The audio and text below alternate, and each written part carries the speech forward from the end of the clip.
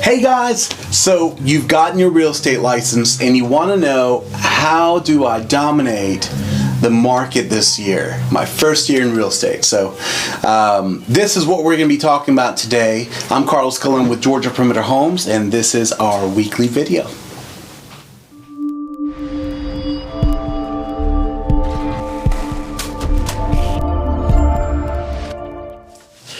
All right, guys, welcome back. And so let's dive right in. So you've gotten your license, you kind of go, hey, I love real estate. It seems to be a great market, great time to jump in. I want to do amazing. How do I get that done? And what does that look like? Well, so there's a lot of pieces. It's not really just having a real estate license that makes anybody successful. It's important to know that typically out of the number of people that get licensed every year, at least 30% of them are out of the business within the first year. And so if you don't want to end up being one of those statistics, make sure that you're following important steps to make sure that you have set yourself up for success. So one of the most important things is who you park your license with. That would be a broker, right? And so who you choose as your broker is probably one of the most important first steps in being successful for your first year. Now, not everyone wants to do the same thing. So that as far as real estate is concerned, because we talk real estate, we say real estate, but it could really be anything from residential single-family homes to land lots to horse farms, and then actual farms. And then we could also be talking about commercial. Well, depending on what you really want to do, not every broker is set up the same to be able to help you with all those equally. Now, the largest category is really residential, single family, and multifamily. That's easy. Most brokerages do those. Commercial's a little bit trickier. If you want to be big on commercial properties, and that's kind of what you think your niche is going to be, and that's what you really want to hone in on, make sure to ask those questions to the brokerage. So once you get licensed, one of the first things they ask you to is you've got to have your license with a broker within a certain amount of time. If you don't choose that within a certain amount of time or choose a broker, then you can put it on hold or inactive in order to have time to make that decision. So my recommendation is by the time you've gotten your license or passed the test, you should already have been really just kind of interviewing with brokerages anyway, and asking about what support they give, and also, this is the field I want to be in, how many agents do you have that specialize in that field, and can I talk to them? And so those are important things to know and questions to ask when it comes to lining yourself up for that success. So support is the important part. Pick a broker that's going to support you at a high level at whatever it is you want to do. Support in this case, a lot of times, especially your first year, means education. All right. I've learned this, that not every brokerage is designed for necessarily education. Some of them are really designed for just hold my license and go work, good luck, boom. And they boot you out the door and go, start calling people. And others truly have classes, and a lot of classes every single week, in order to help train you on what you should or shouldn't be doing within the industry, and what best practices are, and what's going to help you be successful within the real estate industry. So make sure to understand what support you would be getting or not getting from your broker. Okay? So that's the first thing that's extremely important in lining you or yourself up for success. Second thing, it really boils down to you. Most of the rest of this is really about you. Discipline. All right, so we could talk about discipline a lot of different ways, but we need to go back to the reason you got the license in the first place. And everyone's situation is very different. Some people just want to do it on the side, and that's okay. And in that case, you still have to be disciplined within the hours that you're spending doing that every single day, and be very disciplined about doing what you're supposed to do every single day. Other people want to do this full time, and for the sake of this video, that's really what we're talking about, is full time. I want to be a rock star. I want to rock it. This is the only thing I'm doing, and I'm jumping in head first, and there's a leap of faith. In that case, you need to study what successful people have done before you. And when I say discipline, what I'm really talking about is what time you get up, what time you go to sleep, and what you do within those hours. And what you do with the hours really, really matters.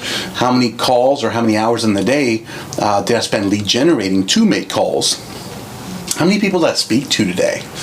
How many potential people might be ready within the next 6 to 12 months or sooner to buy or sell a home? And I should be doing that and have the discipline to do that every single day. It's important for you to understand the broker is not going to force you to do this. This is you. It's your responsibility to have that discipline for yourself. A lot of people that get licensed think that it's just a honky-dory, I just want flexible hours, so I'm going to get a real estate license and I'm just going to do whatever I want. And I'm just going to sell houses, make a lot of money, and just do it on the side. Well, yeah, I mean, it's possible, but the chances of you being successful your first year by doing it that way are not very good. And so I would advise you to look at what successful people have done before you, study that, and see what you can duplicate about that in order to implement those things that they've already learned, especially that they learned the hard way, and implement those things in your first year. That will help you go a long way very, very quickly. Along with that discipline comes to a little bit of what we talked about a second ago, which was getting up in the morning and then what time you go to bed. It's really your schedule and what you do with those hours. And so there are classes within Keller Williams, and I'm sure plenty of other places, especially business classes, that will teach you that having a schedule is probably the most important thing that you could possibly do.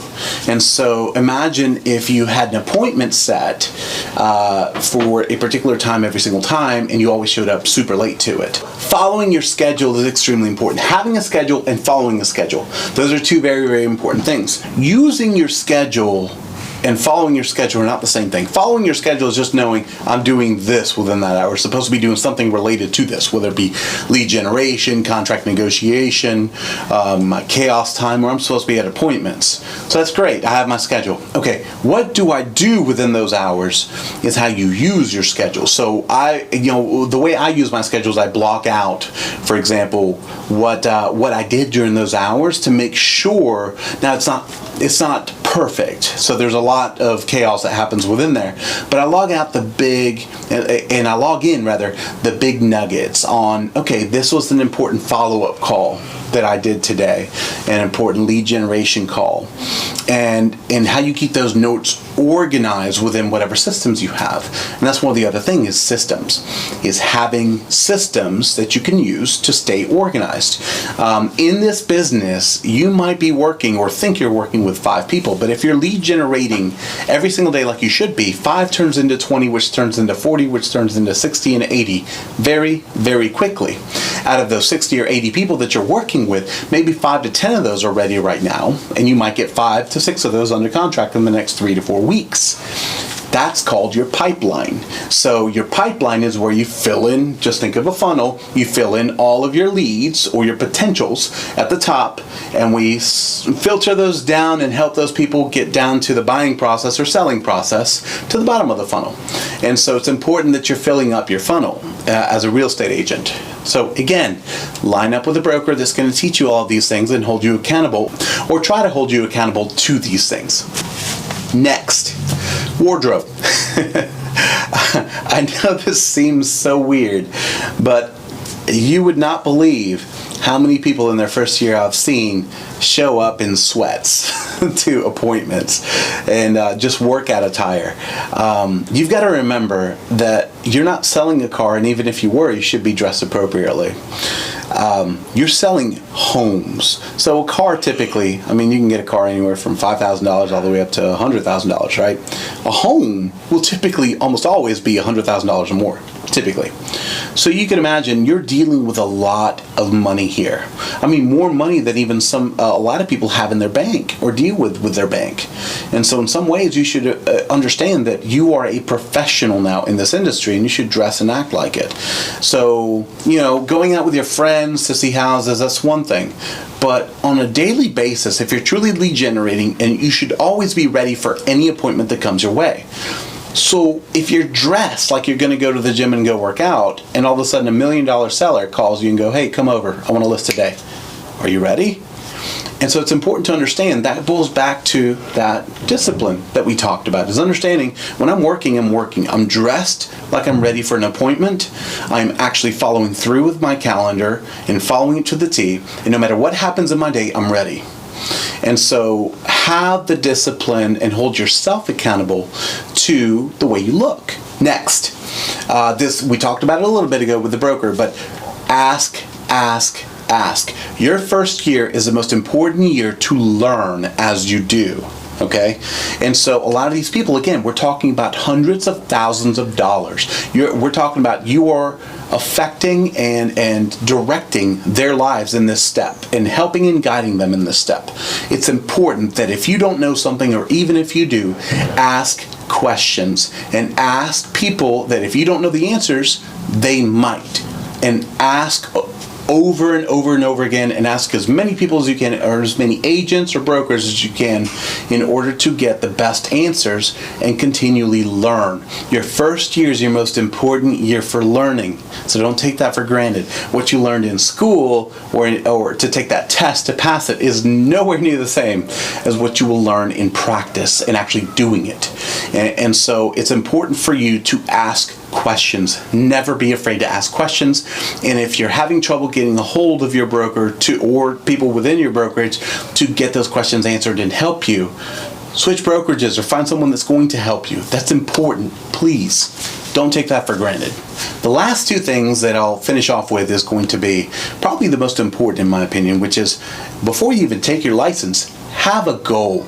Okay, have a goal for your 3 to 5 year, and then bullet that back to your first year. If I wanted to accomplish this within 3 to 5 years, this is what I need to do my first year. And then, so you have a goal for that first year, which leads to the second part of this, which is now I can set a plan in order to achieve that goal. That's extremely important when it comes to what you accomplish your first year. Don't just run blind and hope that it works. What does working or winning look like for you in your first year? And if you don't know what that might look like for you, ask people that have been there before you to see what their goals and what they achieved their first year, so that you can put yourself in an apple-to-apple situation and know what you can expect to achieve, and maybe you want to achieve a little bit more than that. That's great. But now we have a goal, we have a target, now we can set a plan on how we're going to get there. Otherwise, we're just walking blindly and hoping that it works. So, along with picking your broker, it's important to know that there's also things about the real estate industry that's constantly changing. For example, teams. You have two different options when you join a brokerage. Option one is to join as a single agent and figure it out as you go along. Option two is to join a team that will help you get to that level as well and teach you along the way and provide you with the resources that you need to be successful. Now, no two teams are alike at all. So it's important that if you choose to go down that road, interview just like you would with brokerages. Interview with several teams to see what support they provide that are additional to what your broker would provide, and learn how they work hand in hand. Okay? And then see if that's something that's going to help you be successful. So, I hope that helps you guys, and if you have any questions about real estate or are interested in buying or selling a home, please give us a call, 770-314-1285, or check out our website at www.georgiaperimeterhomes.com. Thanks. Bye.